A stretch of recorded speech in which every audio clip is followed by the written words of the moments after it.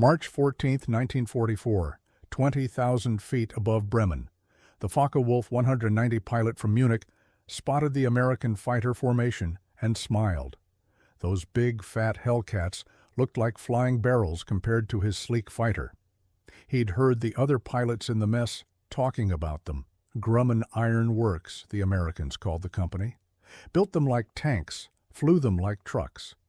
The German ace had 17 kills painted on his rudder, most of them against B-17s, but he'd shot down 3 Thunderbolts and a Mustang, too.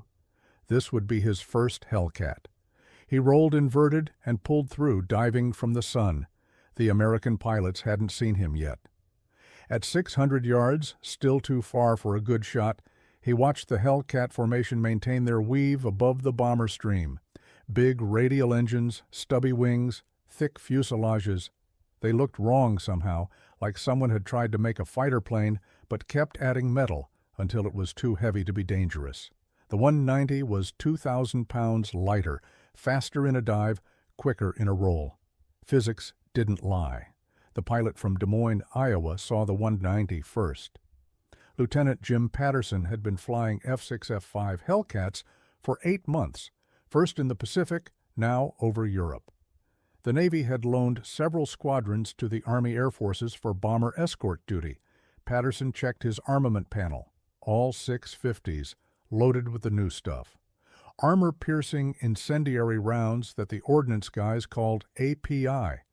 They'd started loading them 3 weeks ago. The bullets had a chemical compound in the nose that ignited on impact, then burned at 3,000 degrees while the armor-piercing core punched through. He'd seen what they did to a wrecked German truck during a ground demonstration. The truck had looked like someone had worked it over with a blowtorch and a sledgehammer at the same time. "Bandit! 2 o'clock high! Coming down!" Patterson called over the radio. The formation broke, but not in panic. The Hellcat might look like a flying brick, but it turned inside a circle tighter than anything the Germans had, except maybe the old 109E. That was the joke the German pilots didn't get yet. The F6F was ugly on purpose, built around function instead of form. Every line, every rivet, every pound of metal had one job: bring the pilot home. The German pilot pressed his attack. At 400 yards, he triggered his cannon. The 2 MG 151-20s in the wing roots barked, sending 20mm shells toward Patterson's Hellcat. Patterson saw the muzzle flashes and pulled hard, loading 7 Gs onto the airframe. The Hellcat groaned, but held. The cannon shells passed beneath him, one close enough that he heard it tear the air. Now it was Patterson's turn. The German tried to extend, to use his speed advantage to separate and reset. But Patterson had fought Zeros over Rabaul, and Zeros made the 190 look slow. He pulled lead way out in front where the German would be in 2 seconds and squeezed the E trigger. 6 Browning .50 caliber machine guns roared. Each one fired 800 rounds per minute. The API rounds left the barrels at 2,800 feet per second, glowing faintly from the tracer compound, mixed in every 5th round. The German pilot saw the tracers arcing toward him and rolled hard left. Most of the burst missed, but 3 rounds hit. The first API round struck the 190's right wing root. The chemical compound detonated on impact, creating a flash of white-hot flame that burned through the aluminum skin like it was paper. The armor-piercing core continued through, severing a hydraulic line. The second round hit the engine cowling, the incendiary compound spraying burning fragments into the engine compartment. The third round punched through the cockpit armor on the right side, the steel core penetrating, but the pilot's luck holding. It passed 8 inches from his shoulder. The German pilot felt his fighter shudder. Warning lights flashed on his panel, hydraulic pressure dropping, oil temperature rising, smoke starting to stream from under the cowling. He'd been hit before, plenty of times. But this was different. The bullets had exploded, actually exploded on impact. He could see the burn marks on his wing, could smell the smoke filling his cockpit. 3 hits, and his fighter was dying. He rolled inverted and dove, trying to escape. Patterson followed him down. The Hellcat might be heavy, but weight helped in a dive.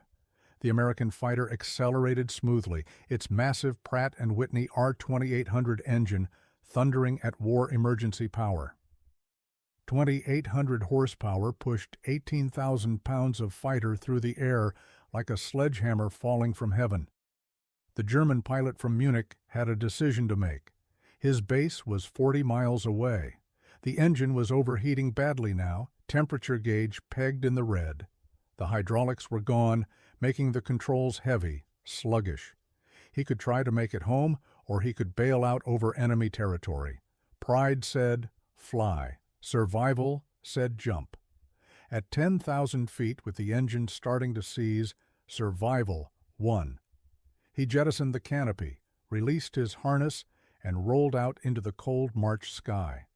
Patterson watched the German pilot's parachute open, a white flower blooming against the gray landscape below. He circled once to mark the position for pickup, then climbed back to rejoin his squadron. The whole engagement had lasted 90 seconds. Word spread through the Luftwaffe faster than wildfire. The Americans had new ammunition, bullets that exploded on impact, that burned through aluminum and steel, that turned near misses into killing shots. Within a week, every German fighter group from Norway to Italy knew about the API rounds. The Hellcats they'd mocked as flying trucks suddenly looked different. 650 caliber guns firing explosive rounds at 800 rounds per minute meant 4,800 explosive impacts per minute. That was a mathematics problem nobody wanted to solve at 20,000 feet. Captain Hans Miller from Stuttgart encountered his first Hellcat on March 22, 1944. He was leading a staffel of 8 FW-190s on a bomber intercept mission when they ran into the Navy Hellcats on loan to the 8th Air Force. Muller had 31 victories, an Iron Cross First Class, and absolutely no fear of American fighters. He'd shot down Thunderbolts, Lightnings, and Mustangs. The Hellcat was just another target. The merge happened at 18,000 feet over Hanover. Muller picked out the lead Hellcat, a fighter with a red cowling and the number 13 painted on the fuselage. Bad luck number for Americans, he thought. He barrel-rolled over the top and came down at a 60-degree angle, cannons and machine guns ready. The Hellcat broke into him, a move Muller expected. What he didn't expect was how hard the American could turn. The Hellcat pulled through a 9G turn that should have ripped its wings off. Instead, it came around like it was on rails, those 650s already tracking toward him. The pilot was Lieutenant Commander Jack Morrison from San Diego, and he'd been killing planes since Guadalcanal. The Hellcat was his third fighter type, after Wildcats and Corsairs. He liked the Hellcat best. It was honest. No bad habits, no surprises. Just brutal efficiency wrapped in American steel. He'd loaded all API rounds for this mission, 1,800 rounds total, 300 per gun. Enough for 18 seconds of continuous fire, though nobody ever held the trigger that long. Morrison fired a 2-second burst at Miller's 190. The API rounds walked across the German fighter from tail to nose, each impact a small explosion. The elevator separated first, torn away by 3 direct hits. The fuselage fuel tank took 5 rounds, the API compounds igniting the aviation fuel instantly. The engine took 8 hits in less than a second, the explosive impacts destroying cylinders, shattering the crankshaft, turning precision engineering into twisted metal. Muller's 190 came apart in the air. The tail separated, the engine exploded, the wings folded. Muller never had a chance to bail out. He was dead before the fighter started tumbling, killed by an API round that penetrated the armored headrest and detonated inside his skull. The wreckage fell 5,000 feet in seconds, a burning meteor trailing black smoke and fragments of aluminum. The remaining German pilots scattered. They'd seen Muller die, seen his fighter literally blown apart by those explosive bullets. The squadron leader, 31 victories, dead in seconds.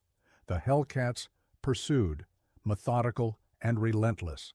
The German pilots had always relied on their speed advantage, their ability to dive away from trouble. But the Hellcats followed them down, those massive radial engines pulling them through the air like locomotives, and when they fired, their bullets exploded. Lieutenant Wolfgang Becker from Berlin managed to escape that day, but barely. 2 API rounds had hit his 190's tail section, blowing holes you could put your fist through. He limped home on a dying engine, hydraulic fluid streaming from ruptured lines, and made a gear-up landing in a field 20 miles from his base. When the mechanics examined his fighter, they counted 17 fragment holes from just 2 bullet impacts. The API rounds had hit and exploded, sending burning metal in all directions like tiny grenades. The intelligence officer who debriefed Becker could barely believe the report. Explosive machine gun bullets? The Americans were using 20mm cannon ammunition in 50 caliber guns. Becker showed him the damage, the burn marks around each hole, the way the metal had been blown outward from the impact points. This wasn't normal battle damage. This was something new, something terrible. Within 2 weeks, Luftwaffe tactics changed completely. No more aggressive intercepts of bomber formations protected by Hellcats. No more counting on speed and cannon range to win engagements. The Germans had always believed in quality over quantity. Better planes, better pilots, better tactics. But the API rounds changed the equation. Now every American bullet was a tiny bomb. Get hit by 20 or 30 of those, and your fighter disintegrated. The mechanic from Pittsburgh, Sergeant Tony Russo, had been loading those API rounds since February. He knew what they could do. Each round had a small cavity in the nose, filled with an incendiary composition, usually magnesium or phosphorus compounds. Behind that was a hardened steel penetrator core. When the round hit, the incendiary detonated from the impact, creating a flash of heat over 3,000 degrees. The steel core punched through, carrying burning fragments deep into the target. It was like getting hit with an armor-piercing round and an incendiary round at exactly the same moment. Russo had loaded planes in the Pacific before transferring to Europe. Out there, they'd used API rounds against Japanese fighters with devastating effect. The Zeros, with their lightweight construction and lack of armor, literally came apart when hit by API ammunition. He'd seen gun camera footage of a Zero taking 5 hits and exploding like someone had put dynamite in it. The Germans built their fighters tougher, but not tough enough. Nothing was tough enough to take concentrated API fire. On April 8, 1944, the Hellcats proved their worth in the largest air battle they'd fought in the European theater. 312 bombers headed for aircraft factories in Brunswick, escorted by Mustangs, Thunderbolts, and 2 squadrons of Navy Hellcats on temporary duty. The Luftwaffe sent up everything that could fly, 160 fighters, mostly FW-190s and Bf-109s, with a handful of the new Me-410 heavy fighters. The German plan was simple. Ignore the escorts, punch through to the bombers. They'd done it before, accepting losses to the escort fighters in exchange for shots at the B-17s and B-24s. But the Hellcat squadrons had different orders. They were to range ahead of the bomber stream, to break up German formations before they could organize their attacks. Lieutenant Carl Dixon from Topeka led 8 Hellcats on that forward sweep. They found 30-plus German fighters forming up at 15,000 feet, preparing for a coordinated assault on the bomber stream. The Germans saw them coming. 8 fat Navy fighters against 30 of the Luftwaffe's best. The German formation leader, Major Fritz Beckmann, actually laughed over the radio. 8 Hellcats? The Americans had sent 8 of those flying bathtubs against 30 German fighters. The Hellcats dove from 20,000 feet, engines screaming, picking up speed until they were doing almost 400 miles per hour. At that speed, even the heavy Hellcat became nimble, responsive. Dixon picked his target, a 109 in the lead element, and opened fire at 600 yards. Long range, but the API rounds made every hit count. The 109 pilot, Lieutenant Friedrich Weber from Dresden, saw the tracers coming and broke hard left. Most of the burst missed, but 4 rounds hit his fighter's fuselage just behind the cockpit. The API rounds detonated on impact, blowing 4 holes the size of dinner plates in the aluminum skin. Fragments from the explosions cut control cables, severed fuel lines, peppered the inside of the fuselage with burning magnesium. Weber's fighter lurched, controls going slack. He had maybe 10 seconds before the fighter became completely uncontrollable. Weber managed to bail out, but barely. As his parachute opened, he watched his 109 enter a flat spin, smoke pouring from the holes blown in its fuselage. 4 hits. His fighter had taken hundreds of regular .50 caliber hits in previous combats and survived. 4 of these new explosive rounds had destroyed it in seconds. The German formation scattered as the Hellcats tore through them. The API rounds created a psychological effect beyond their physical damage.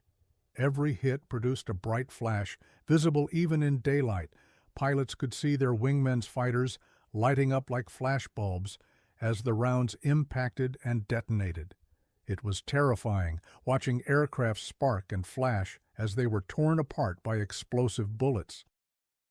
Sergeant Mike O'Brien from Boston watched the battle from his B-17's waist gun position. He'd seen plenty of fighter combat, but this was different. The German fighters weren't just being shot down, they were being demolished.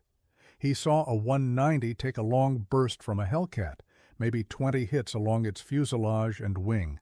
Each impact flashed white-hot, and the 190 simply came apart, wings separating, tail breaking away, engine exploding. It looked like someone had run a cutting torch along the aircraft's major structural points. The Hellcat's durability made the API rounds even more effective.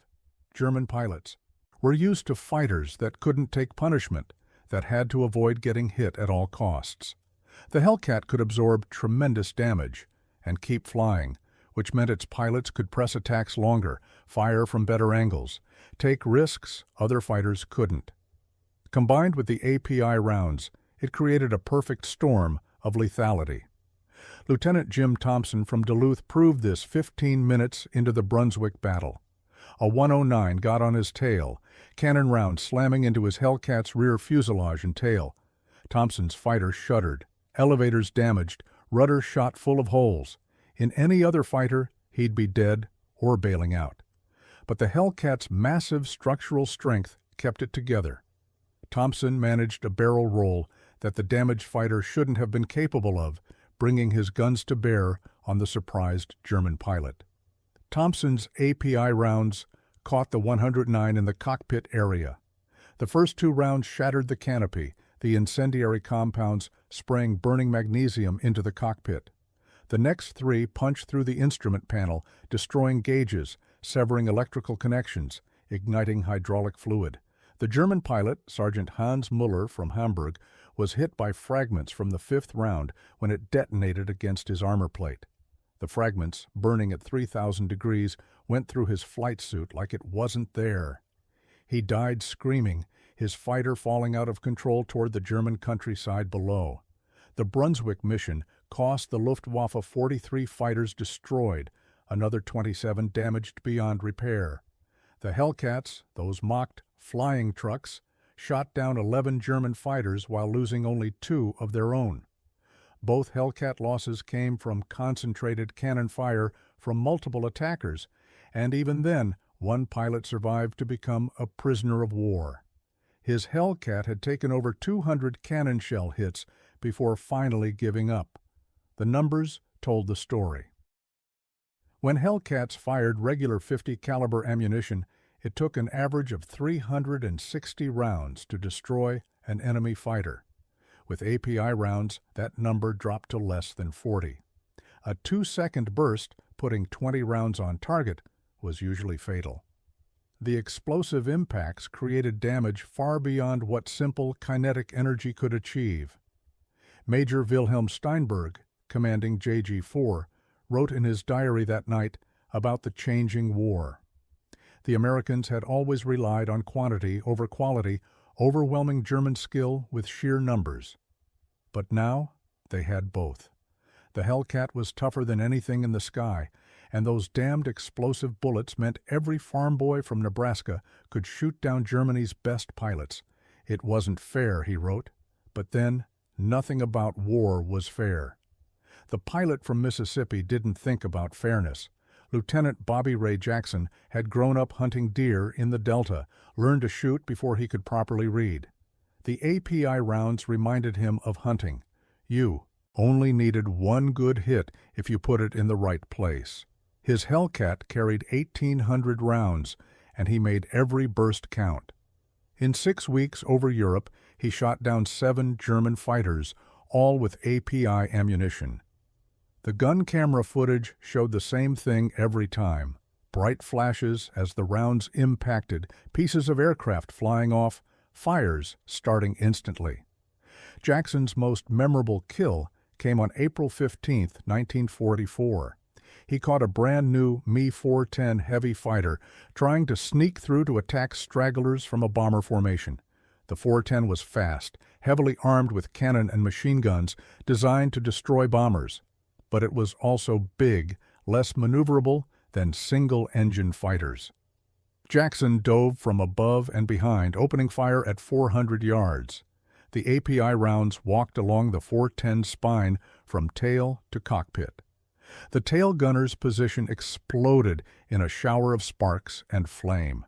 The fuselage fuel tank detonated when 3 rounds penetrated and ignited the fuel simultaneously. The port engine took 5 hits and simply stopped, cylinders shattered, oil spraying and igniting. The starboard wing separated at the root when API rounds destroyed the main spar attachment points. The entire engagement lasted 4 seconds. Jackson fired 96 rounds. The 410 disintegrated so completely that the largest piece to hit the ground was the starboard engine, thrown clear when the wing separated. The 2 crew members never had a chance to escape. The pilot was killed instantly when an API round penetrated the armor behind his seat and detonated against his spine. The gunner was already dead, killed in the first second of Jackson's attack. The intelligence officers who examined the wreckage couldn't believe the destruction from machine gun fire alone. It looked like the aircraft had been hit by multiple cannon shells, but the holes were clearly .50 caliber. By May 1944, German pilots were refusing to engage Hellcats unless they had overwhelming numerical superiority. Even then, they preferred hit-and-run attacks, diving through formations without stopping to dogfight. The psychological impact of the API rounds was almost as important as their physical effect. Pilots who had faced death 100 times were suddenly afraid. Not of dying, they'd accepted that possibility long ago, but of the way the API rounds killed, the explosions, the fires, the way aircraft simply came apart. Captain Erich Hartmann from Vienna, an ace with 23 victories, encountered Hellcats on May 10, 1944. He was leading 6 190s on a reconnaissance mission when they stumbled into 4 Hellcats escorting photo reconnaissance aircraft. Normally, 6 versus 4 odds would favor the Germans. But Hartmann had heard the stories, seen the wreckage of fighters destroyed by API rounds. He ordered his pilots to maintain distance, to use their speed advantage to escape rather than engage. But Lieutenant Commander Paul White from Seattle had other plans. He'd been flying fighters since Pearl Harbor, had seen too many friends die to let German fighters escape. He pushed his Hellcat to war emergency power and gave chase, slowly closing the distance on the fleeing 190s. At maximum range, 800 yards, he fired a ranging burst. The tracers fell short, but close enough to make Hartmann's wingman nervous. The wingman, a young sergeant on his 5th mission, panicked and broke left, trying to evade. White was on him instantly. The Hellcat might be heavy, but it turned inside the 190's radius easily. White closed to 300 yards and fired a 4-second burst. 24 API rounds converged on the 190. The first impacts were on the tail, blowing the rudder completely off. The next cluster hit the fuselage behind the cockpit, the explosive impacts opening the aircraft like a can opener. The final rounds hit the engine, the API compounds igniting oil and fuel simultaneously. The 190 rolled inverted and went straight down, trailing fire and smoke. The young sergeant, Friedrich Braun from Cologne, managed to bail out, but was badly burned. The API rounds had turned his cockpit into an inferno in seconds. He spent 4 months in a hospital, his testimony about the explosive bullets adding to the growing Luftwaffe dread of Hellcats. Braun told interrogators that it felt like his aircraft had been hit by flak, not machine gun fire. Every impact was an explosion, tearing metal, starting fires, destroying his fighter faster than he could react. The maintenance crews noticed the difference too. Master Sergeant Frank Collins from Chicago had been patching up battle-damaged fighters for 2 years. Before API rounds, German cannon damage was their biggest problem. 20-millimeter holes you could put your thumb through, sometimes bigger, if the shells exploded inside the structure. But the German fighters coming back now, the few that survived encounters with Hellcats, showed different damage. American .50 caliber holes, but with burn marks around them, exit holes 3 times larger than the entry, clear evidence of explosive impact. Collins examined a captured 109 that had belly landed after taking API hits. The pilot had survived, but his fighter was scrap metal. 7 hits, all on the port wing and fuselage. Each impact showed the same pattern: small entry hole, massive exit crater, burn marks radiating outward, secondary damage from fragments. The API rounds had severed the main wing spar, destroyed the aileron control runs, and ruptured the fuel tank. 7 hits had done more damage than 50 regular rounds would have caused. The German response came in late May 1944. New armor plates for critical areas, automatic fire suppression systems, and tactical changes emphasizing speed and distance over dogfighting. But it was too little, too late. The Hellcats, with their API rounds, owned the sky below 20,000 feet. Above that altitude, the German fighters still had a performance advantage, but most combat happened lower, where the bombers flew and where the Hellcats thrived. On June 2, 1944, 4 days before D-Day, the Hellcats had their finest hour in European skies. 2 Navy squadrons, temporarily assigned to support the invasion preparations, intercepted a massive German fighter sweep aimed at Allied invasion preparations in southern England. 60 German fighters, mostly 190s with some 109s mixed in, ran headlong into 24 Hellcats armed entirely with API ammunition. The battle started at 16,000 feet over the channel. The Germans had altitude advantage in numbers, but the Hellcat pilots had experience and those explosive rounds. Lieutenant David Anderson from Denver led the first section into the attack. He'd been skeptical of the Navy's claims about API ammunition until he saw it work firsthand. Now, he loaded nothing else. His crew chief had painted small bombs on the ammunition bay doors, a joke about the explosive bullets that had become squadron tradition. Anderson picked out the German formation leader, identified by the distinctive markings on his 190's rudder. The German pilot saw him coming and turned into the attack, trying to bring his cannon to bear, but Anderson had fought Zeros over the Solomons, where turning fights were suicide. He pulled high, rolled inverted, and came down at a different angle, catching the German pilot by surprise. The API rounds hit the 190 just behind the engine, walking back toward the cockpit. Each impact created a flash visible from 5 miles away, the incendiary compound burning through aluminum like tissue paper. The 8th round hit the oxygen system, the pure oxygen turning the small incendiary explosion into a blowtorch that cut through the cockpit floor. The German pilot, Major Hans Richter from Prussia, felt the heat before he saw the flames. By the time he could react, his flight suit was on fire. He managed to bail out, but died from burns before reaching the water. The psychological impact rippled through the German formation. They'd just watched their leader's fighter light up like a firework display, each bullet impact a bright flash, before erupting in flames. The disciplined attack formation dissolved into individual survival fights. But the Hellcats worked in pairs, one baiting, one killing, using tactics perfected against the Japanese. Lieutenant Roger Smith from Omaha demonstrated the technique perfectly. His wingman made a head-on pass at a 109, forcing it to break right. Smith was already there waiting.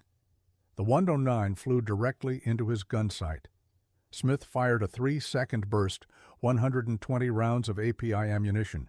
The 109 took at least 30 hits, possibly more. It was hard to count when the aircraft was disintegrating. The API rounds destroyed the engine, severed both wings, and detonated the fuel tank simultaneously. The fighter didn't just crash, it ceased to exist as a coherent object, becoming a cloud of burning fragments falling toward the channel. The German pilots had never experienced anything like it. They were used to aircraft being shot down, but not deleted from existence. The API rounds turned fighters into confetti, spreading burning wreckage across miles of sky. One German pilot, Sergeant Otto Weber from Bavaria, later testified that he saw 3 of his squadron mates destroyed in less than 30 seconds, their aircraft literally exploding under the impact of those hellish American bullets. Weber himself barely survived. A Hellcat's burst caught his 190's tail section, only 4 hits, but enough. The API rounds blew the entire tail assembly off, the explosive impacts shattering the attachment points. Weber's fighter tumbled wildly, G-forces pinning him in the cockpit. He finally escaped at 2,000 feet, his parachute opening just 500 feet above the water. British rescue boats picked him up an hour later, hypothermic but alive, eager to tell his story about the American wonder weapon that turned bullets into bombs. The Channel battle ended with 18 German fighters destroyed, 11 more severely damaged. The Hellcats lost 3 aircraft, all to concentrated cannon fire from multiple attackers, and even then, 2 of the 3 pilots survived. The kill ratio was 6-1, but the psychological damage was worse.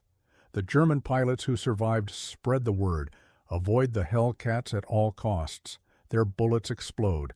They turn fighters into funeral pyres. June 6, 1944. D-Day. The Hellcats flew dawn patrol over the invasion beaches, their API rounds ready for any Luftwaffe interference. But the German fighters were scarce, pulled back to defend the Reich, their pilots increasingly reluctant to face those explosive bullets. When 12 190s did appear over Sword Beach at midday, 8 Hellcats intercepted them. The Germans took one look at those distinctive barrel-shaped silhouettes and ran. They didn't even try to fight, just dove for the deck and headed east at maximum speed. Lieutenant Timothy Clark from Portland gave chase with 3 other Hellcats. They caught the trailing 190 over Caen, all 4 Hellcats firing simultaneously. The German fighter absorbed over 200 API hits in 3 seconds. It didn't crash so much as it distributed itself across the French countryside in burning pieces. The largest intact section was the engine, thrown clear when the mounts exploded. The pilot was never found, presumably vaporized in the firestorm of explosive impacts. The crew chief from Brooklyn, Sergeant Salvatore Benedetto, kept track of ammunition expenditure and kills.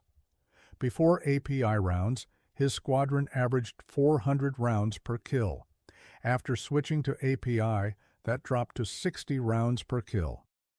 The explosive bullets didn't just damage aircraft, they destroyed them utterly. Benedetto had loaded B-17 guns with API rounds and seen what they did to German fighters.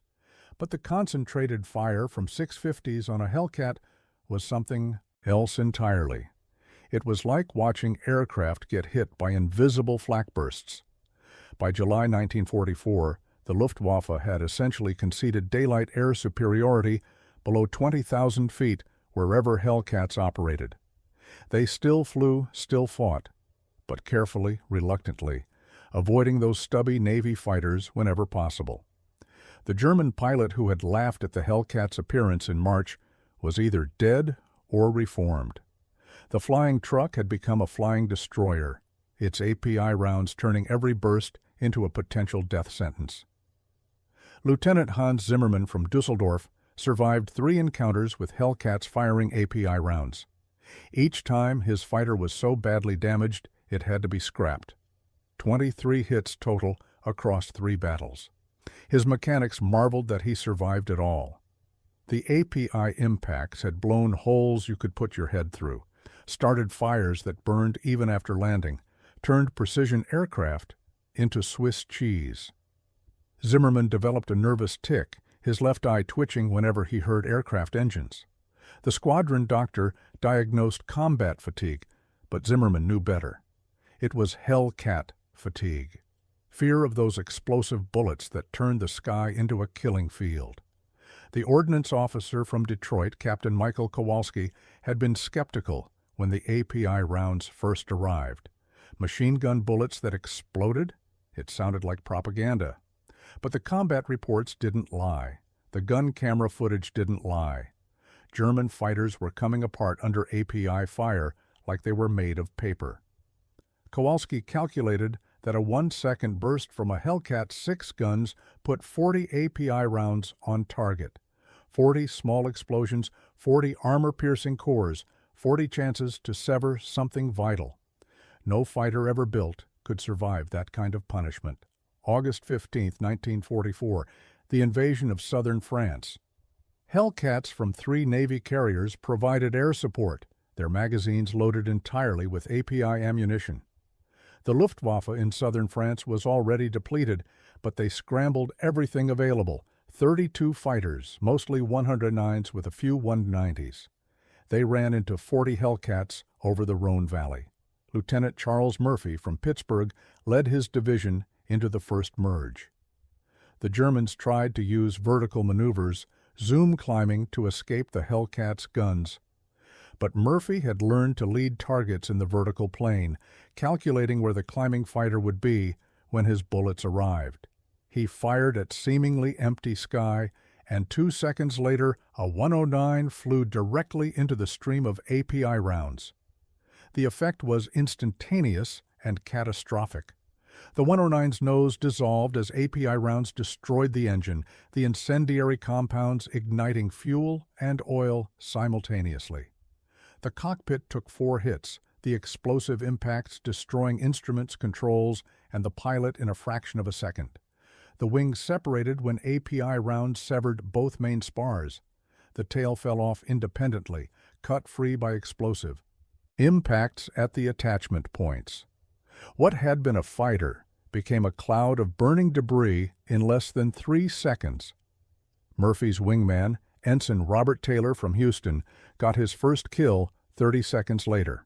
A 190 tried to dive away, but Taylor followed it down, holding his fire until he was sure. At 200 yards, he triggered a 2-second burst.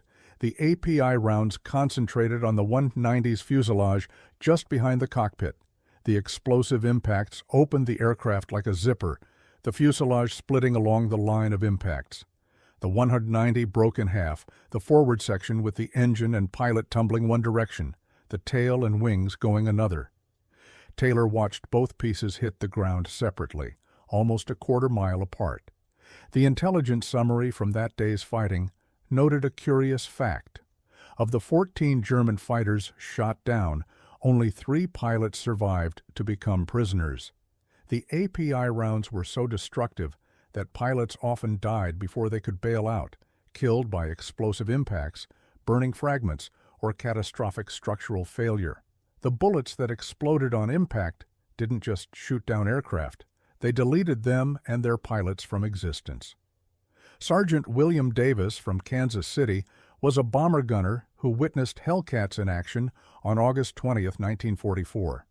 His B-24 was part of a strike on synthetic oil plants in Poland, the absolute limit of escort fighter range. The Luftwaffe knew this and planned accordingly, holding their fighters back until the escorts had to turn for home.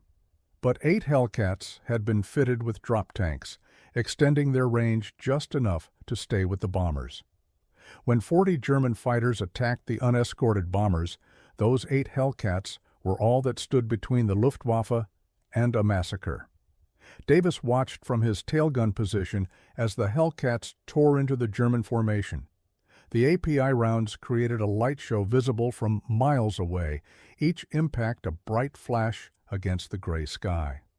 He saw a 109 take a long burst from a Hellcat, maybe 50 rounds, the entire fighter lighting up like a Christmas tree before exploding, not catching fire and exploding later, but detonating instantly from the cumulative effect of dozens of explosive impacts. The Hellcats broke up the German attack completely. In 12 minutes of combat, they shot down 11 German fighters and damaged 6 more, so badly they had to break off. The bombers lost only 2 aircraft, both to the initial German attack before the Hellcats could intervene. Davis counted the parachutes. Only 4 German pilots escaped their destroyed fighters. The API rounds were killing machines as much as machines themselves. The German pilot from Augsburg had been flying since 1941. Sergeant Franz Müller had 38 missions, 6 kills, 2 Purple Hearts from the Luftwaffe equivalent, and absolutely no illusions about survival. He knew he would die in his fighter. The only question was when and how. On September 3, 1944, he found out it would be from American explosive bullets. Müller was flying top cover for Me-262 jet fighters taking off from their base near Munich. The jets were Germany's last hope, fast enough to avoid escort fighters, powerful enough to destroy bombers. But they were vulnerable during takeoff and landing, slow and helpless. American fighters had started hunting them at their bases, catching them when they couldn't use their speed advantage. 4 Hellcats appeared from nowhere, diving from 24,000 feet. Müller and his wingman tried to intercept, to give the jets time to accelerate and escape. It was suicide, and he knew it, but orders were orders. Müller turned into the lead Hellcat, hoping to get a cannon shot before those explosive bullets found him. He almost made it. His cannon rounds struck the Hellcat's wing, blowing holes in the aluminum skin. But Hellcats could take punishment that would destroy any German fighter. The American pilot, Lieutenant Joseph Williams from Baltimore, kept his sight on Müller's 190 and triggered a long burst, holding the trigger for almost 4 seconds. 160 API rounds streamed toward Müller's fighter. He tried to roll away, but at that range, escape was impossible.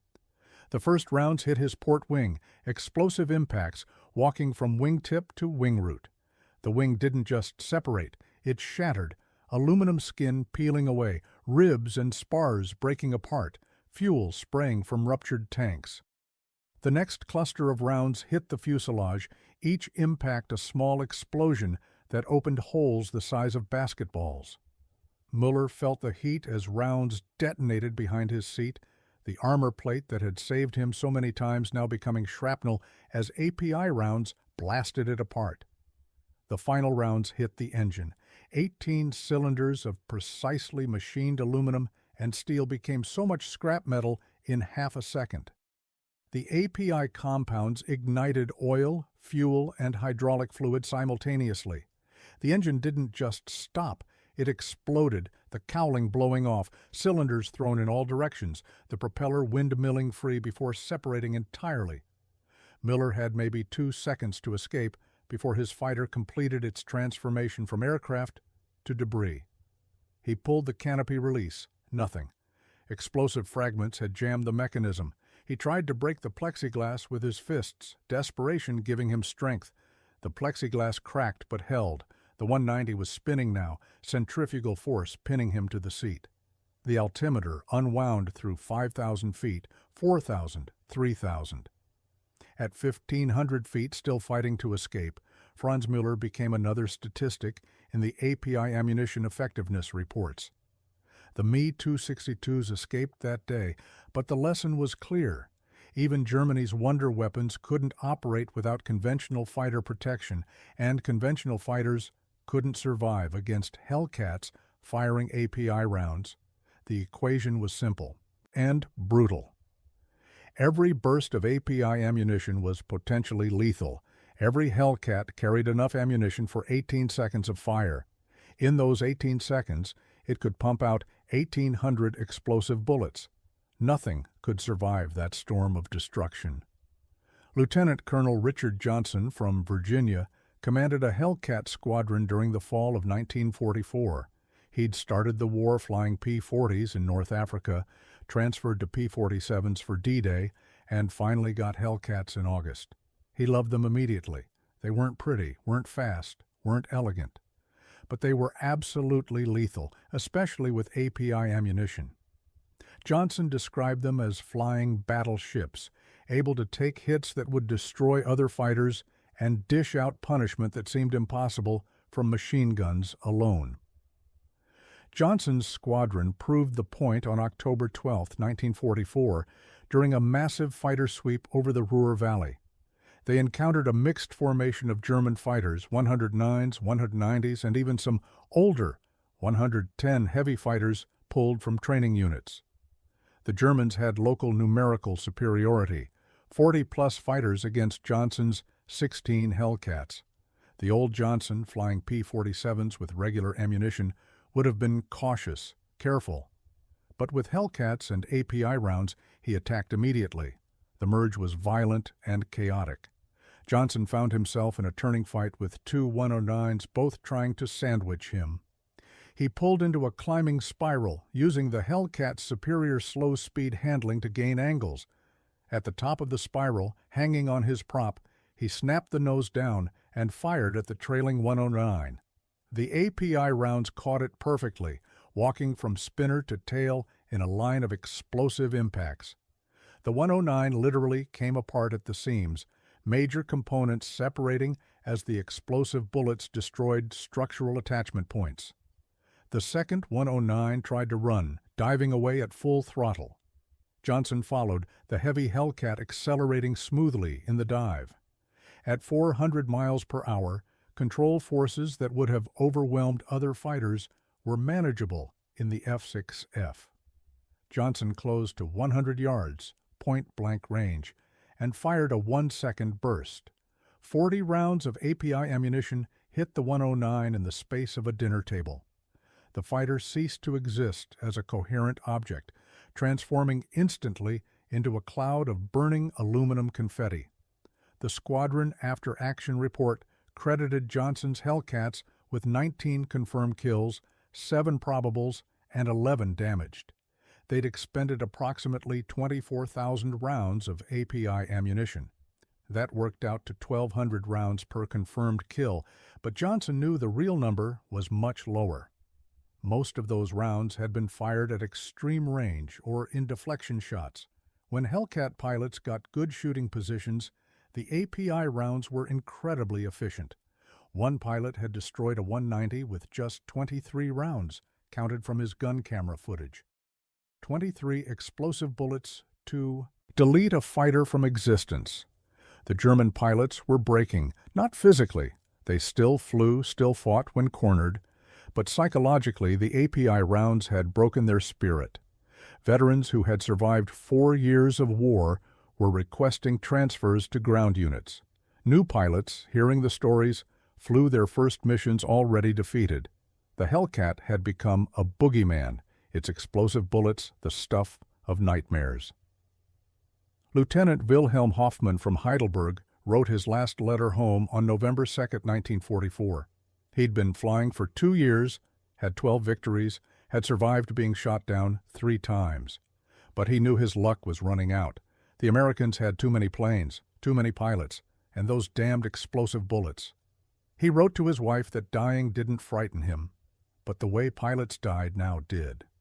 Burned alive by incendiary bullets, blown apart by explosive impacts, deleted from existence in seconds. There was no honor in it, no chance for skill to matter, just industrial death delivered by flying trucks carrying explosive ammunition. Hoffmann died 2 days later, caught by 4 Hellcats while trying to attack a straggling B-17. The API rounds found his 109's fuel tank, the explosive impacts and incendiary compound creating an instant inferno. He was probably dead before his fighter hit the ground, but the intelligence officers who examined the wreckage couldn't be sure. The API rounds had been too thorough, leaving only burned fragments and melted metal. By December 1944, the Luftwaffe was finished as an effective fighting force. They still had aircraft, still had pilots, but they no longer had the will to face Hellcats and their explosive ammunition. On December 17th, during the Battle of the Bulge, the Luftwaffe launched its last major offensive operation, nearly 1,000 sorties in support of the German ground offensive. They ran into a wall of American fighters, including 4 squadrons of Hellcats. The results were predictable and catastrophic. The Hellcats shot down 39 German aircraft, while losing only 2 of their own.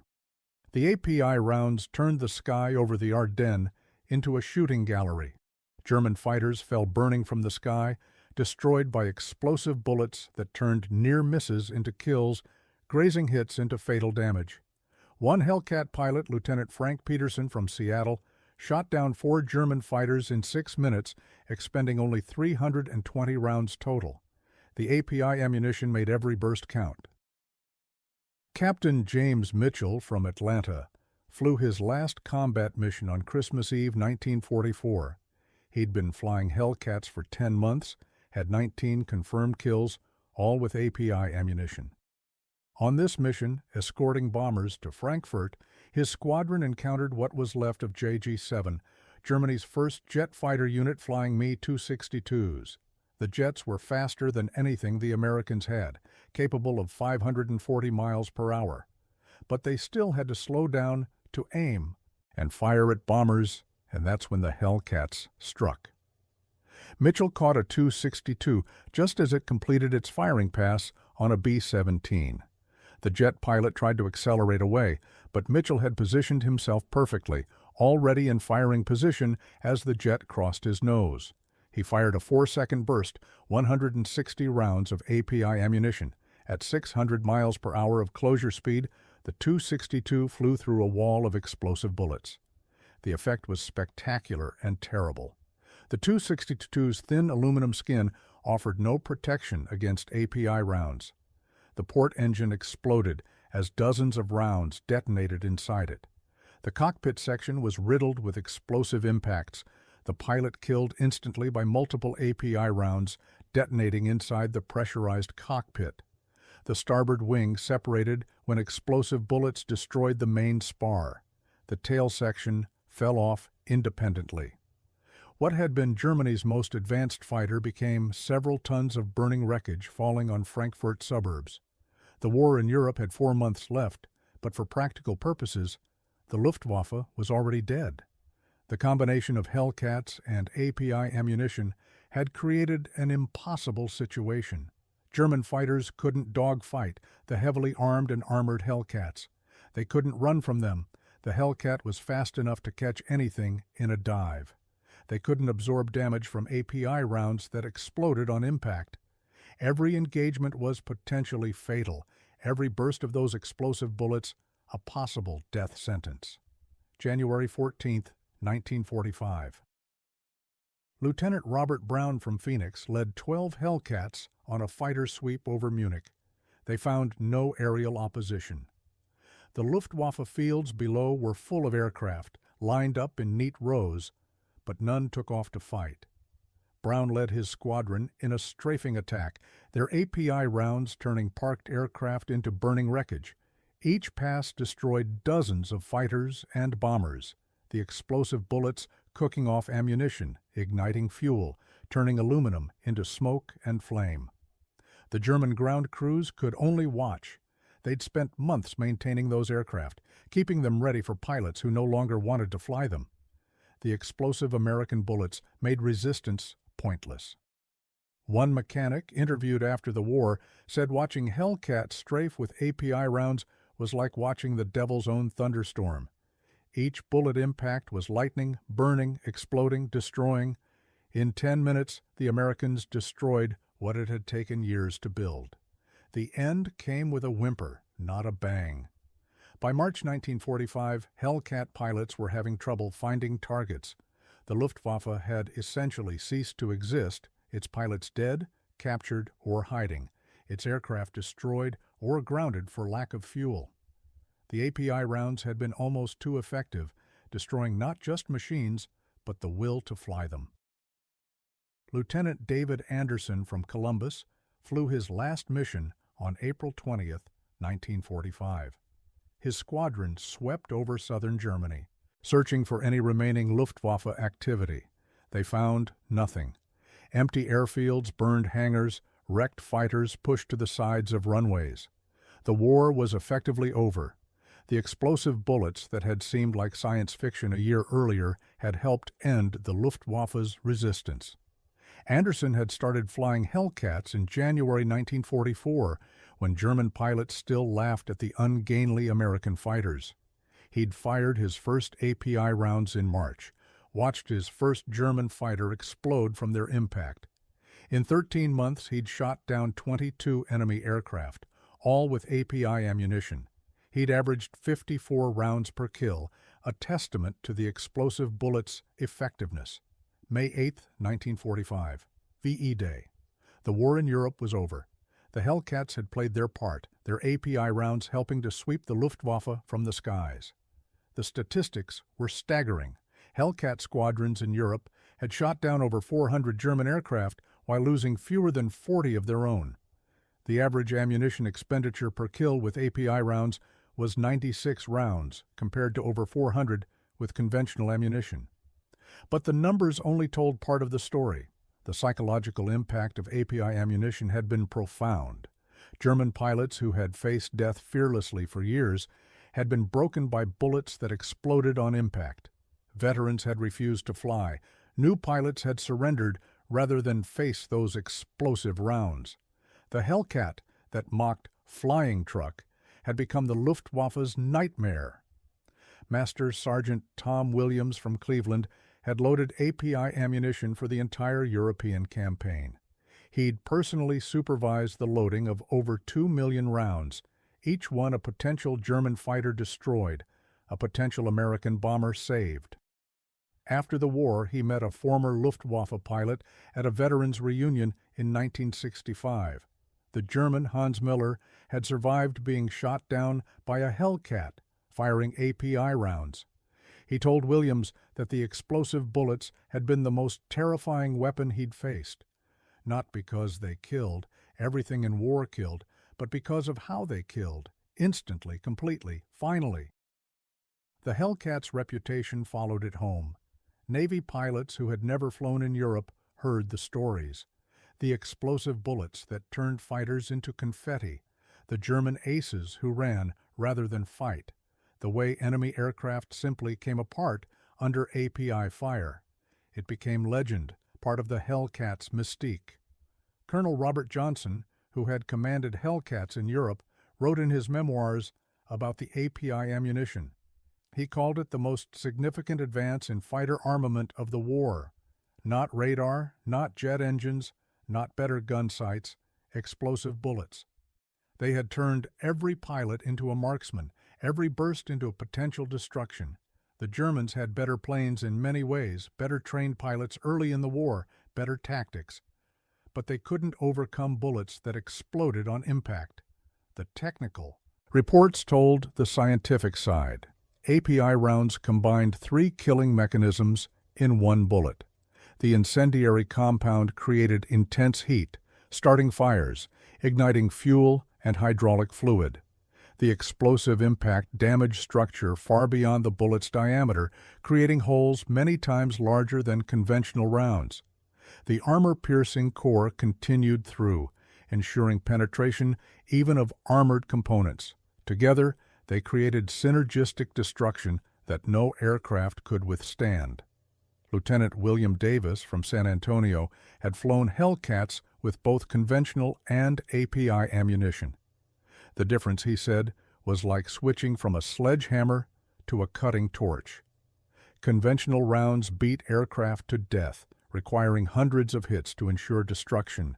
API rounds dissected them, each impact precisely destructive, surgically lethal.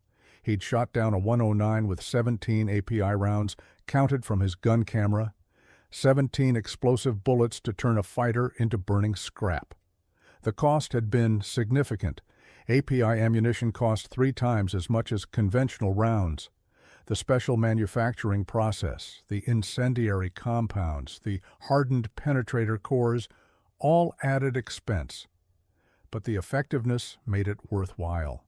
One Hellcat with API rounds was worth 3 with conventional ammunition.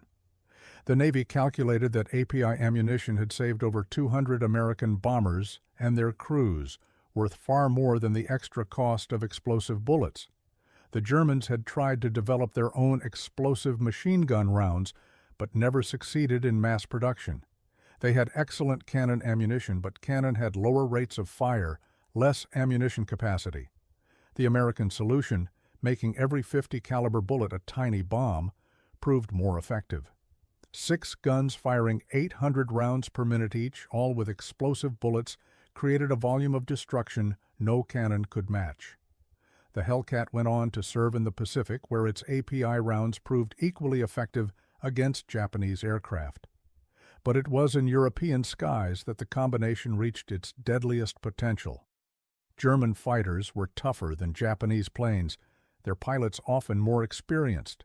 It took something special to dominate them completely. The API rounds were that something special. Years after the war, aviation historians would debate the Hellcat's role in Europe. It was never as numerous as the Mustang or Thunderbolt.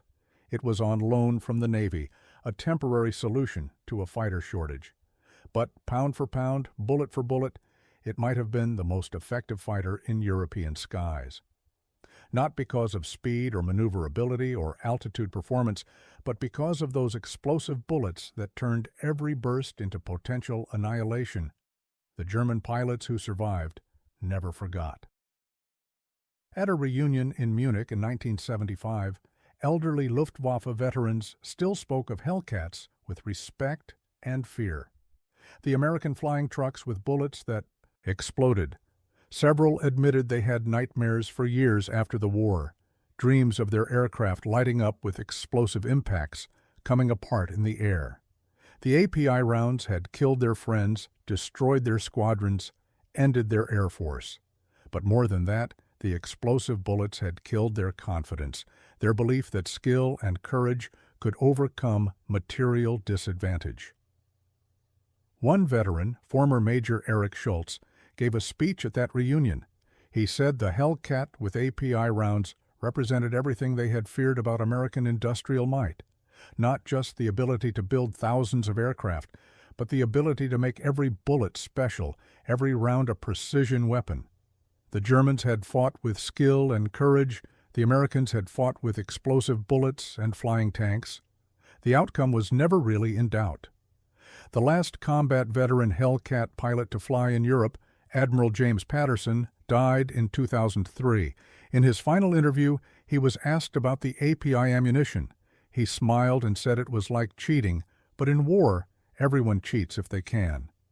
The explosive bullets had saved his life 12 times over, saved his wingmen, saved bomber crews he was protecting. Every time he squeezed the trigger and watched a German fighter come apart in a shower of explosive impacts, he thought of American boys who would make it home because of those special bullets. The Hellcat itself was retired from frontline service in 1954, replaced by jets that flew twice as fast, climbed 3 times as quickly. But the lesson of API ammunition lived on. Modern fighter cannons fire explosive rounds as standard. Every bullet is special, engineered for maximum destruction. The technology has advanced, but the principle remains. Why just poke holes when you can blow things apart? Looking back 75 years later, the story of Hellcats and API rounds in Europe seems almost quaint. Modern air combat happens at supersonic speeds with missiles fired from beyond visual range. But in 1944, it was revolutionary. Bullets that exploded on impact, fighters tough enough to deliver them and survive counterattack. Together, they changed air combat forever. The German pilot who laughed at the Hellcat in March 1944 was wrong about everything. It wasn't slow, it was fast enough. It wasn't clumsy. It turned inside anything German. It wasn't weak.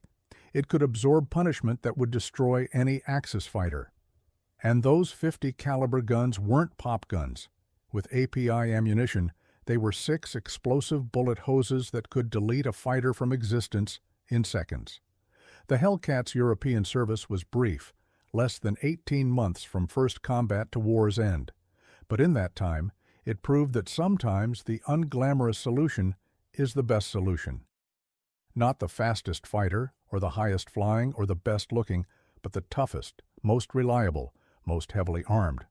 And when that armament consisted of explosive bullets that detonated on impact, turning every hit into a catastrophic event, the result was aerial dominance.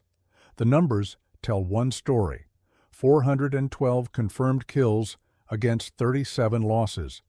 10-to-1 kill ratios in some battles, entire Luftwaffe squadrons refusing to engage. But the human story is more complex. Young men, American and German, fighting and dying in aluminum tubes 5 miles above the earth. The API rounds made that dying quicker, perhaps more merciful, than slowly burning conventional ammunition. But they also made it more certain. Once those explosive bullets found you, survival was unlikely. In the end, the Hellcat and its API ammunition represented American warfare at its most practical. Not elegant, not sophisticated, just utterly effective. Build the toughest fighter possible, arm it with the most destructive ammunition available, train farm boys to fly it, send them to war. Let industrial might and explosive bullets do what courage alone couldn't. The German pilots stopped laughing at the Hellcat very quickly. By summer 1944, they were running from it. By winter, they were grounded rather than face it. The flying truck with explosive bullets had won through sheer brutal efficiency. Every burst was potentially lethal. Every pilot was dangerous. Every engagement could be your last. War is terrible, and the API rounds made it more terrible in some ways, turning aircraft into crematoriums, giving pilots no chance to escape. But they also helped end the war faster, destroyed the Luftwaffe's will to fight, saved Allied lives. The moral calculus of warfare is never clean. The Hellcat and its explosive bullets were just another variable in that equation, one that happened to favor the Allies overwhelmingly. Today, recovered Hellcats fly at air shows, their powerful engines shaking the ground, their stubby wings knifing through the air. They carry no ammunition, explosive or otherwise. The crowd see them as symbols of victory, of American industrial might, of the greatest generation's triumph. They don't think about API rounds turning German boys into smoke and flame. They don't imagine the terror of facing bullets that explode on impact. Perhaps that's for the best. The Hellcat did its job, did it well, then retired to history. The API ammunition evolved into modern explosive rounds. The lessons were learned, the war was won, the world moved on. But for a brief moment in 1944 and 1945, the combination of Grumman's flying truck and America's explosive bullets ruled European skies absolutely. The German pilots who laughed at the Hellcat learned the hardest lesson of warfare. It doesn't matter what a weapon looks like, it matters what it does. And what the Hellcat did, with its 650s loaded with API rounds, was destroy. Completely, efficiently, finally. The laughter stopped when the explosion started. By the time the war ended, nobody was laughing at all. Thanks for joining us on this journey through one of history's incredible survival stories. If you found it compelling, give it a like and share it with someone who appreciates these tales of courage. And don't forget to subscribe for more.